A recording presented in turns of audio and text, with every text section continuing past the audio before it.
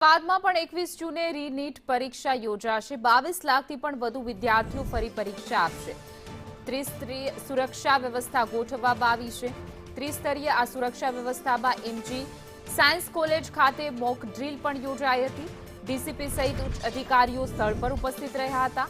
3 મેના paper leak બાદ ફરી લેવાશે પરીક્ષા, જેને લઈને પોલીસ તંત્ર અને તમામ તંત્ર એલર્ટ। આવતીકાલે અલગ અલગ સેન્ટર ઉપર નીટ યુજીની પરીક્ષા થનાર છે। 21 જૂન 2026ના રોજ અમદાવાદમાં 23 સેન્ટર ઉપર આ નીટ યુજીની પરીક્ષા લેનાર છે।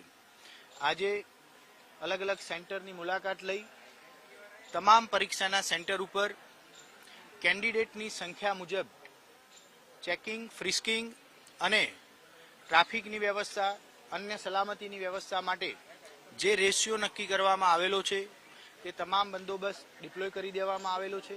કેન્ડિડેટને આવવામાં વચ્ચે ક્યાંય ટ્રાફિક ન થાય એ મુજબની વ્યવસ્થાનું અવલોકન કરવા માટે અલગ અલગ જગ્યાએ ડ્રોન મારફતે પણ વિડીયો શૂટિંગ કરવામાં આવનાર છે। રીનીટને લઈને આવતીકાલે જે પરીક્ષા યોજાનાર છે ને તેને લઈને મોકડ્રીલનું આયોજન છે તે કરવામાં આવ્યું છે। એમજી સાયન્સ ઇન્સ્ટિટ્યૂટ જે છે ત્યાં અત્યારે પોલીસની મોકડ્રીલ છે તેનું આયોજન કરવામાં આવ્યું છે। સુરક્ષા વ્યવસ્થા કઈ પ્રકારની રહેશે તે તમામ બાબતો છે તે હાલ ચકાસવામાં આવી રહી છે, જેથી કરી અને કોઈ ક્ષતિ જે છે તે આ પરીક્ષા દરમિયાન ના રહી જાય।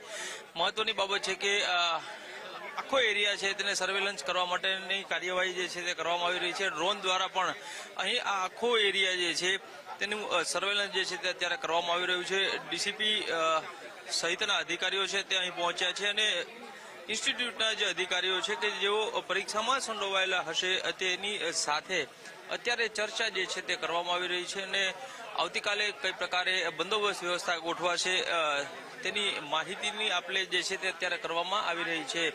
3 સ્તરમાં સુરક્ષા વ્યવસ્થા છે તે ગોઠવવામાં આવશે અને અહીં આ પ્રકારે નીટના જે સેન્ટરો હશે તે તમામ સેન્ટરો ઉપર અત્યારે દેશભરમાં મોકડ્રીલનું આયોજન જે છે તે કરવામાં આવ્યું છે।